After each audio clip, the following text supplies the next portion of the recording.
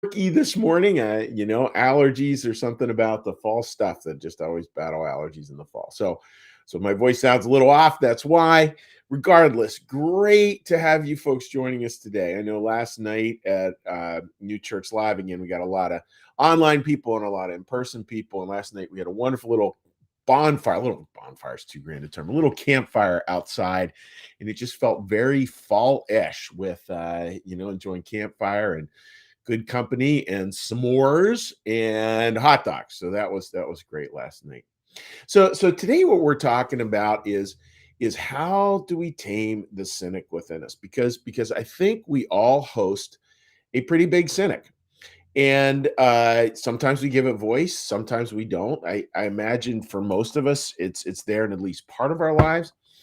And a cynic is the cynical part of us is the part that can always sort of turn things. It can always look for malevolence. It can always look for that fly in the ointment, that little underlying thing that's negative, and can use that negative thing, fancy word I'm about to use here, as an explanatory style for everything.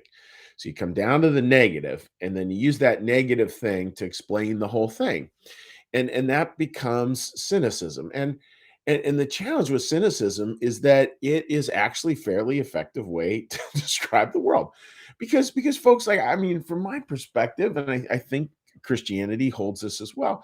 We're all a mixed bag. We're all parts of light, part of darkness. Sometimes we're great, and sometimes we're swearing at other drivers on I-95. That's life. That's who we are. And so you can always find that negative part. That's for sure. You can find individuals, you can find it in communities, you can find it in faith.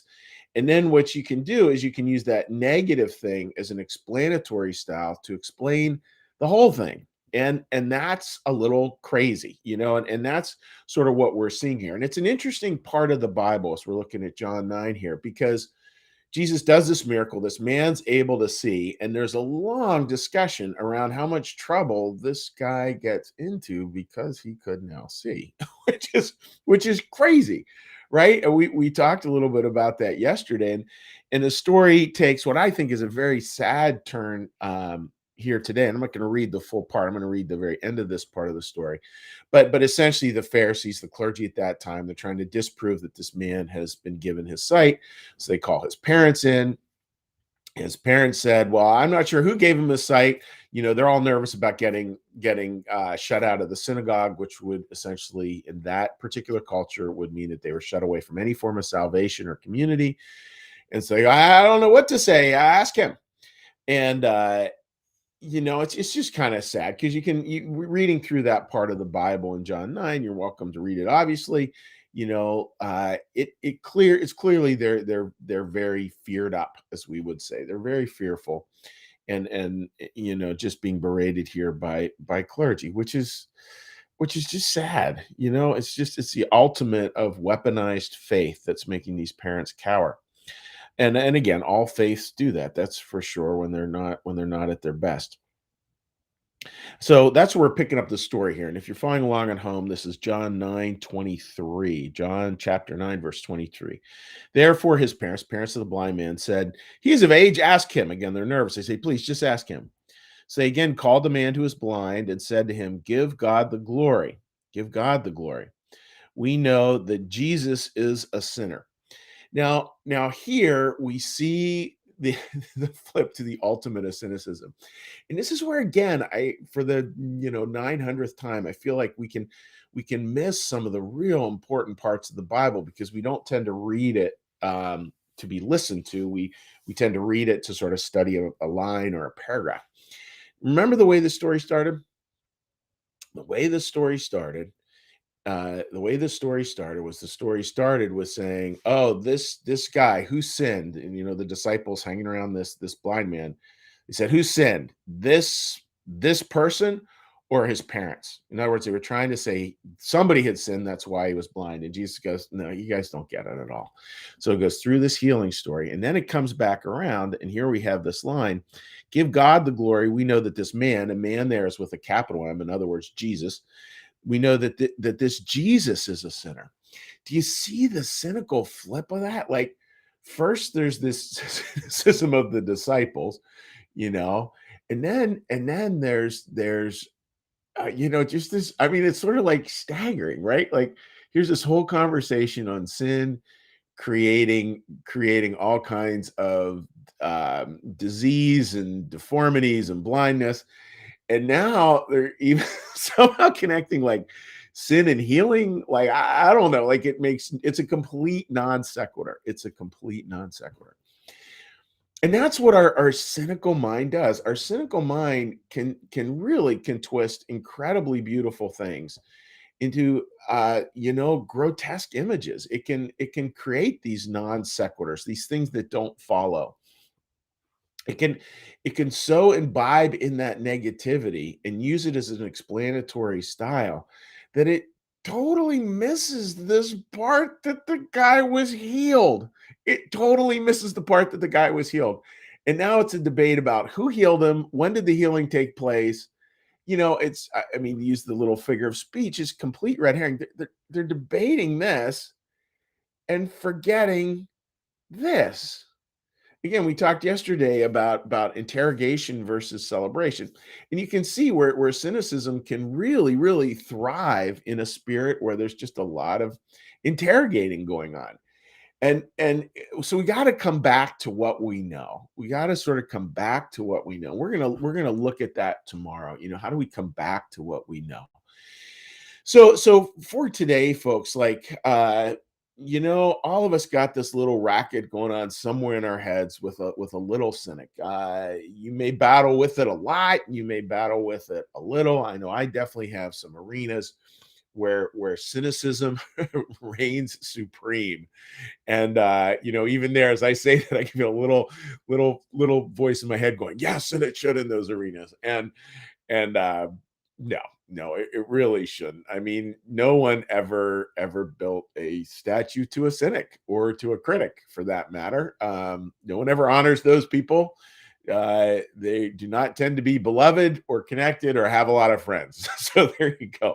Jesus is not voting for you to be a cynic today, and neither am I. So let's have a day where maybe we can just take a smile, park the cynic just for a day. Just, I mean, maybe we just park the cynic. It's 8:37. Maybe we just park the cynic for the next 20 minutes. Let's just try that and just start to see how life can shift, and we can start to, instead of getting all over here and stuff, we can make the shifts that we need to make to see the world a little differently and a little more pleasantly. So, and again, then tomorrow we're gonna talk about how the specific way of how to keep coming back to center.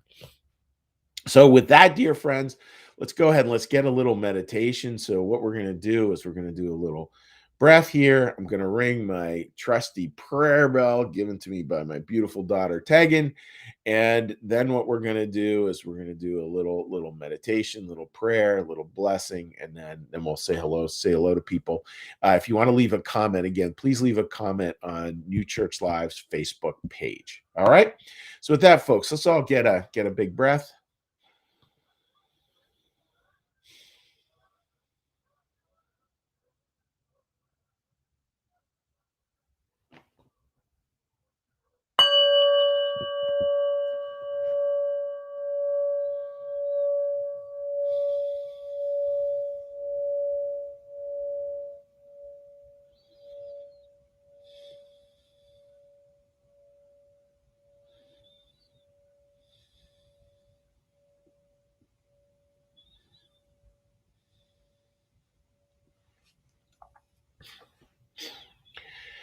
Be still and know that I am God.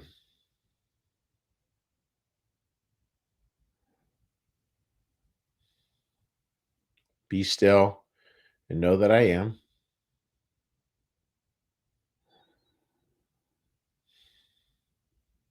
Be still and know that I.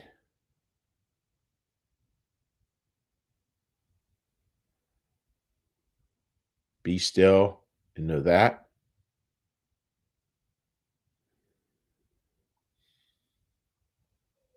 Be still and know.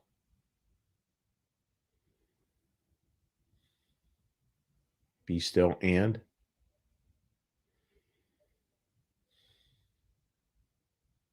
Be still.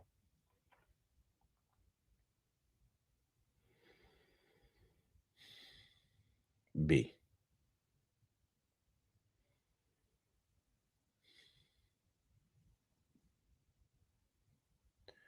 Our Father, who art in the heavens, hallowed be thy name. Thy kingdom come, thy will be done, as in heaven, so upon the earth. Give us this day our daily bread, and forgive us our debts, as we also forgive our debtors. And lead us not into temptation, but deliver us from evil. For thine is the kingdom, and the power, and the glory forever. Amen. May the Lord bless you and keep you. May the Lord make his face to shine upon you and be gracious unto you. May the Lord lift up his countenance upon you and bring you peace and bring you home. Amen. All right, dear friends. So let us take a quick look here and say uh let's take a look at some comments that we have going on. Sorry about that, stumbling over this stuff. All right. So I want to say hi, and just going to take me a second here to scroll up the contents. Again, if you're interested in leaving a comment, please leave it on our New Church Live Facebook page, and I will give you a cheery hello right there. There we go. All right. Here we are. Rita, good morning to you, my friend. Hope you're doing well out there in Philly. Patricia, great to see you joining us this morning. Jean, good morning to you, and wonderful to have you and your grandsons joining us for the kids program. Certainly fun. Linda, glad it is finally working. Again, technology is, it actually was a little excited when Facebook went kablooey, because it's just a reminder it's technology and sometimes it just doesn't work. Teresa, good morning to you too, my friend. And just so you folks know, in about a month, I'm going to be traveling out to visit congregants out in the Arizona area. And Teresa, my dear pastor friend, will be taking over for that week. Marcus, good morning to you. Paige, good morning to you, my friend. Sue, happy birthday. Sue had a great little birthday trip. Sue, that just looked terrifically fun. And how good is that? Teresa, park the Cynic for 20 minutes. Yeah, can't we just even do it? I mean, like the arenas where I'm cynical are so overwhelming. And like literally, and I'm not exaggerating here. Like as soon as I say it, I can just feel my brain going like, yeah, but you know what? You really should be a cynic in this area. Crazy, like crazy. How does that work? And Mary Haney writes, so relative to our polarity of the present day, so hard to simply listen with an open heart and open mind. Yeah. And Marianne, I was thinking about this, a little bit. That's beautifully said, as everything you say is. And I was thinking a little bit about the connection with freedom, right? Like when we can really listen with an open heart and an open mind, that's the point at which we're free. And cynicism can't do that. Like cynicism can't create that freedom of true listening. Yeah, I don't know. It feels like there's a whole sermon in that. There's a lot of stuff I'm thinking about with that. I'm going to be working on a little bit later today. So folks, just God bless you. Thank you very much for joining me this morning. Wishing you all the very best as you move forward. Please feel free to leave any comments later on in the day. I know we got a lot of people who watch archived actually throughout the week. Feel free to leave a comment or to send me a private message if there's something that we can give you a hand with that you'd rather not put on a public Facebook page. So, folks, wishing you all the best. God bless. Take care.